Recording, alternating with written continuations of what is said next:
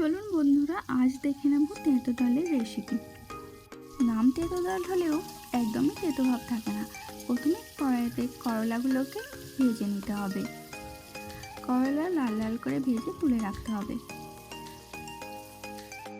এরপর ওই তেলেতেই শুকনো লঙ্কা আর পাঁচফোড়ন দিয়ে ভালো করে ভেজে নিতে হবে। এরপর দিয়ে দিতে হবে কুচিয়ে রাখা পেঁয়াজটিকে ভালো করে ভেজে নিতে হবে।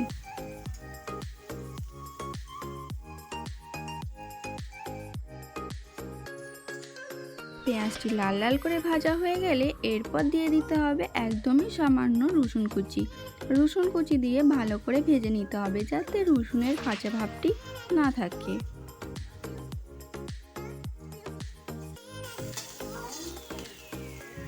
এরপর আমাদের সর্ষের উপর সেদ্ধ করে রাখা মসুর ডালটি দিয়ে দিতে হবে। এটি অনেক রকম ডাল দিয়ে করা যায়, তবে আজকে আমি মসুর ডাল দিয়ে দেখালাম। এটিকে ভালো করে নেড়ে নিতে হবে।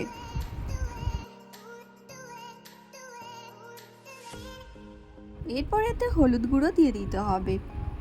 হলুদ গুঁড়ো দিয়ে ভালো করে নেড়ে নিতে হবে। এই ডাল গরম ভাতের সাথে দারুণ লাগে, একবার বানিয়ে দেখবেন। এরপর এতে ভেজে রাখা করলাগুলোকে দিয়ে দিতে হবে।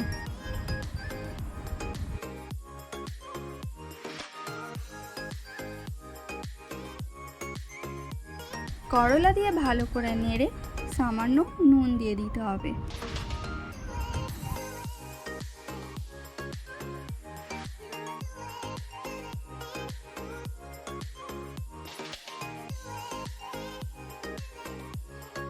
তারপরে 2 কাপ মতো গরম জল দিয়ে দিতে হবে।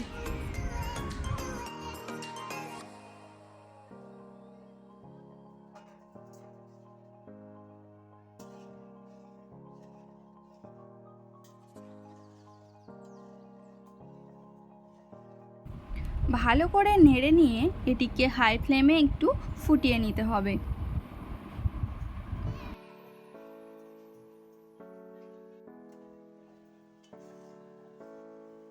ফুটে এলে এরকম একটু ফেনা ফেনা ভাবটা চলে আসবে,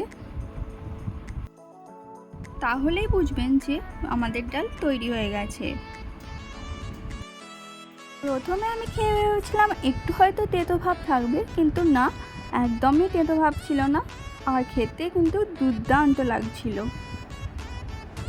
বানাবেন তো অবশ্যই, জানাবেন কেমন লাগলো। ভিডিওটি ভালো লাগলে অবশ্যই সাবস্ক্রাইব করবেন।